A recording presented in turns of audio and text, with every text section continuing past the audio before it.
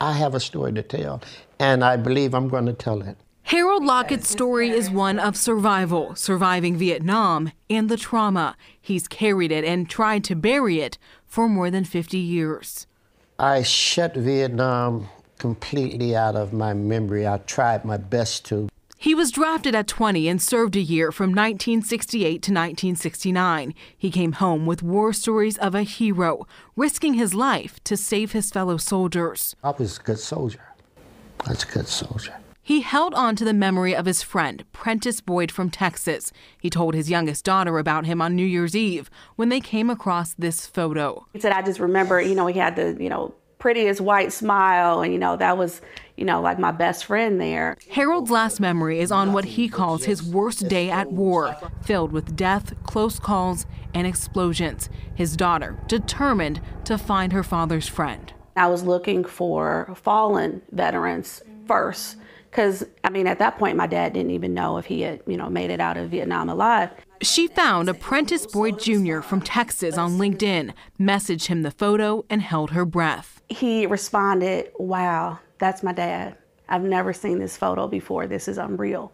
When her father heard the news, I had to give him the rundown and explain what LinkedIn is. Harold called Prentice the same day. And it was just tears. It was just tears, man. I'm so grateful. It's just so good to hear your voice. When I always cared about him. It's bittersweet because he sounds pretty sad. I'm overjoyed. I am overjoyed. This is the best I've ever been in my life. They remembered how they bonded over music and whistled the song they'd whistled at war. Don't go breaking. Don't go breaking my heart, yeah. A reminder of what they lived through and how each other got them through. Prentice was my affirmation. Yeah, Flash, that actually happened. You did do this.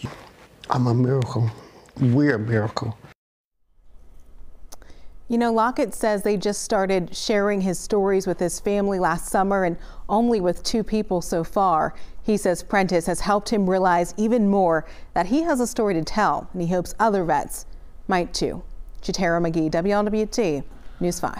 I always think about these 20-year-olds who had no idea, many of them, what was in store for them over there and what they had to endure. And to think that all of these decades later, he decides he's going to just share it with his daughter, and she was able to track him down. And let's hope that the man down in Texas is maybe able to find a little bit more happiness now that he's reconnecting with his buddy. Yeah, just like he has. Jatera, great story. Thank you.